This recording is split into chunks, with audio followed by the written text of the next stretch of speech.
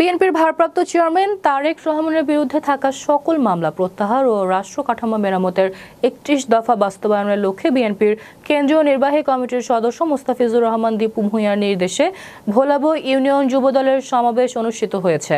৭ই ডিসেম্বর শনিবার বিকেলে উপজেলার ভোলাবো ইউনিয়ন পরিষদ মাঠে এই সমাবেশে সভাপতিত্ব করেন ইউনিয়ন যুবদলের সভাপতি আব্দুস সামাদ। ইউনিয়ন যুবদলের সাধারণ সম্পাদক সোহেল মাহমুদের সঞ্চালনায় অনুষ্ঠিত সমাবেশে প্রধান অতিথি হিসেবে উপস্থিত ছিলেন ভোলাবো ইউনিয়ন বিএনপির সভাপতি অ্যাডভোকেট কাজী রেজাউল হক।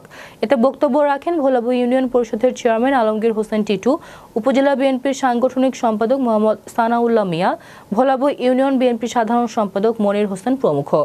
এ সময় বক্তারা বলেন, বিএনপির ভারপ্রাপ্ত চেয়ারম্যানের বিরুদ্ধে মিথ্যে অভিযোগ দায়ের করা ফ্যাসিস্ট আওয়ামী লীগ সরকারের ষড়যন্ত্রমূলক সব মামলা প্রত্যাহার করতে হবে।